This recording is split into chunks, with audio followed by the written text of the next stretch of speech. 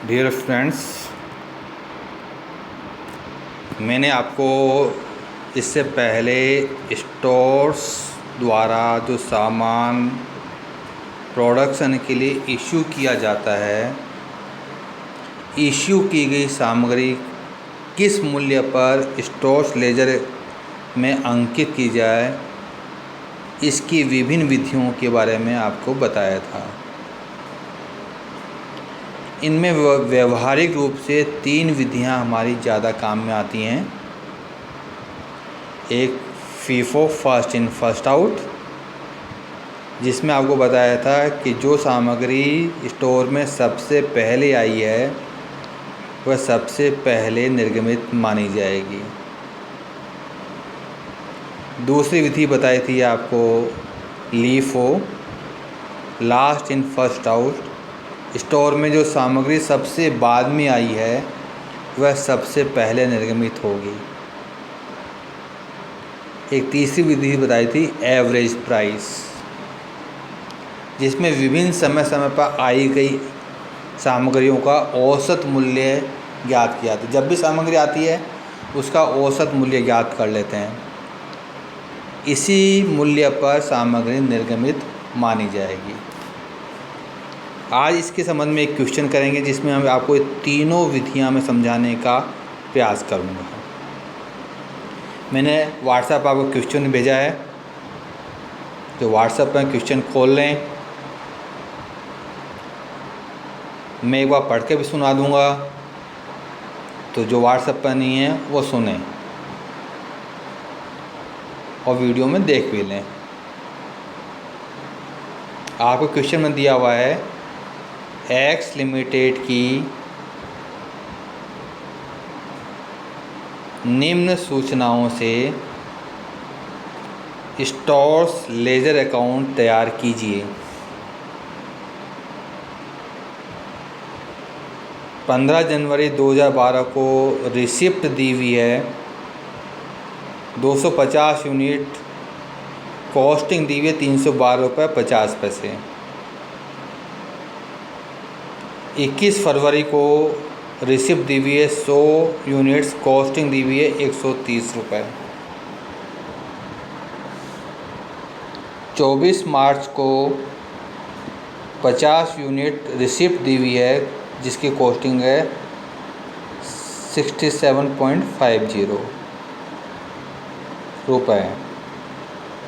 5 अप्रैल को 55 इकाइयाँ इशू की हमने।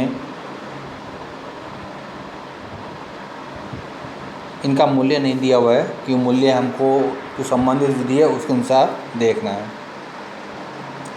19 अप्रैल को 50 इकाइयाँ हमने प्राप्त की हैं, 70 रुपये इनके मूल्य दिया हुआ है।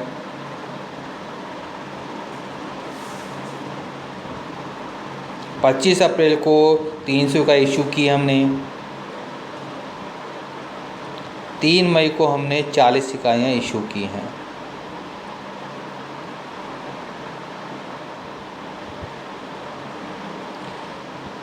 जो 5 अप्रैल 25 अप्रैल को सामग्री हुई है लीफो मेथड पर।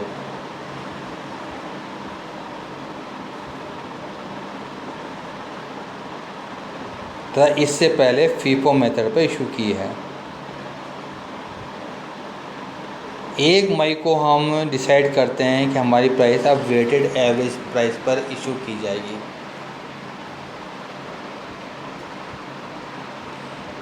तो स्टोर्स लेजर अकाउंट बनाने से तीनों मेथड आ गया, अपना लीफो भी आ गया, फीफो भी आ गया और एवरेज भी आ गया। स्टोर्स लेजर में मुख्य रूप से 3 कॉलम होंगे, रिसिप्ट के, इशू के और बैलेंस के।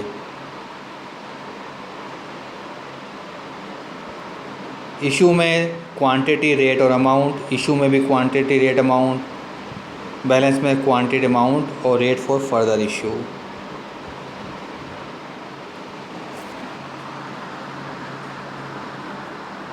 एक कॉलम डेट का बना लीजिएगा, पहला वाला। तो सबसे पहले सूचना दी है 15 जनवरी को 15 जनवरी 2012 रिसिप्ट दी हुई है आपको 250 इकाइयाँ, क्वांटिटी में 250 लिखेगा। यहाँ पर रेट नहीं दी हुई, देखिएगा आपको अमाउंट दी हुई है 312.50। तो रेट ज्ञात करने के लिए 312.50 को 250 से डिवाइड करना पड़ेगा। तो ये रेट आएगी ₹1.25। तो रेट की कॉलम में ₹1.25। जो बैलेंस वाला कॉलम होगा उसमें 250 इकाइयाँ जिनका मूल्य 312.50। जो रेट होगा फर्दर इशू वाला कॉलम है, इसमें ₹1.25 लिखेंगे। क्वांटिटी लिख दीजिएगा 250, क्वांटिटी ₹1.25 वाली। फिर 21 फरवरी को है 100 इकाइयाँ, मूल्य दिया हुआ ₹130 है। इस हिसाब से एक रेट बन गई ₹1.30। अब हमारे पास देखिएगा 350 इकाइयाँ बन गई हैं, 250 पहले 100 अभी, तो 350 इकाइयाँ, इनका टोटल मूल्य ₹442.50।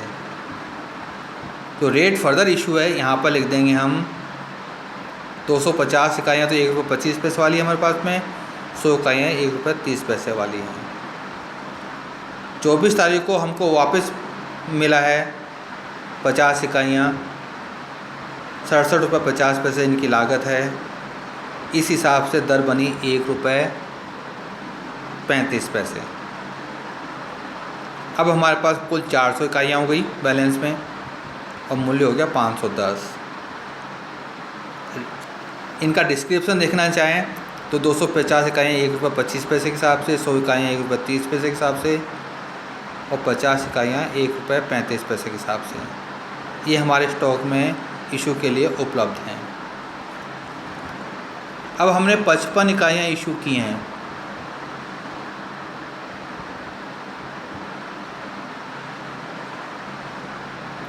तो 55 इकाइयाँ यदि हम लीफो मेथड के आधार पर इशू करें तो सबसे पहले लास्ट में जो 50 इकाइयाँ वो इशू होंगी ₹1.35 के हिसाब से, और 5 इकाइयाँ इससे पहले जो सामग्री आई थी ₹1.30 वाली वो इशू होंगी।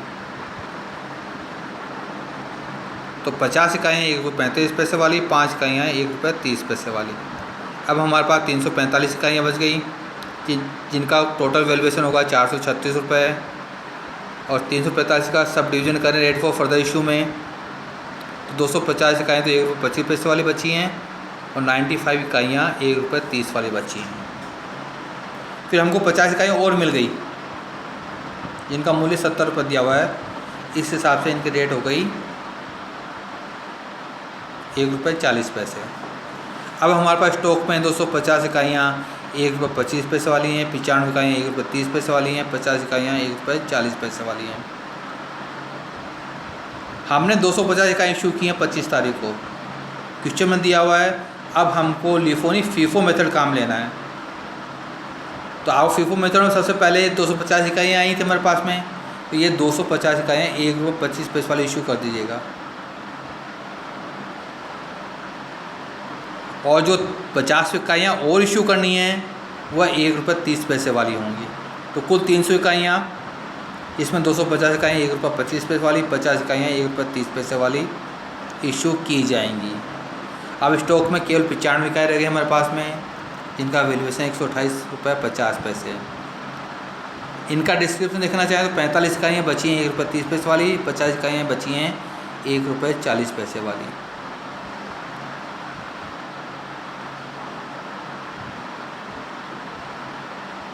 अब हमको एवरेज प्राइस, अब कहता है वो एवरेज प्राइस पर सामग्री इशू करेंगे। तो इन 95 इकाइयों की एवरेज प्राइस याद कर लें। कैसे याद करेंगे? 45 को ₹1.30 से गुणा कर दीजिएगा, 50 को ₹1.40 से गुणा कर दीजिएगा, ये टोटल अमाउंट आ जाएगी ₹128.50। इसको टोटल यूनिट्स हमारे पास में 95 इकाइयाँ, इनसे डिवाइड कर देंगे तो रेट आएगी ₹1.35। ये हमारी एवरेज प्राइस। अब जब भी फ्यूचर में हम अपना माल स्टोर से निर्गमित करेंगे तो ₹1.35 की दर के आधार पर करेंगे। अब आपको कहा गया कि हम 3 मई को हमने 40 इकाइयाँ इशू की हैं, तो ये 40 इकाइयाँ ₹1.35 के हिसाब से इशू की जाएंगी जिनका वैल्यूएशन होगा ₹54। अब हमारे स्टॉक में 55 इकाइयाँ बच गई।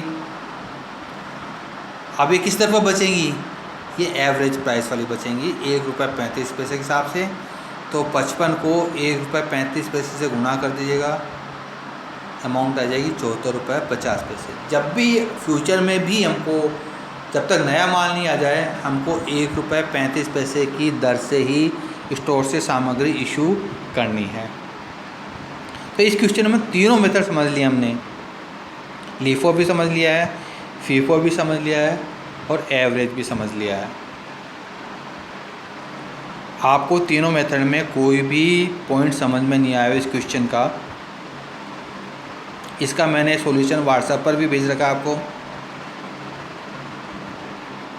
एक बार खुद करने का प्रयास कीजिए, सोल्व करने का प्रयास कीजिए, और कोई कठिनाई लगे, कोई चीज़ पॉइंट समझ में नहीं आ रहा हो तो मुझसे फ़ोन पर या व्हाट्सएप पर मैसेज द्वारा अपने प्रॉब्लम बता सकते हैं, मैं समाधान करने की कोशिश करूँगा।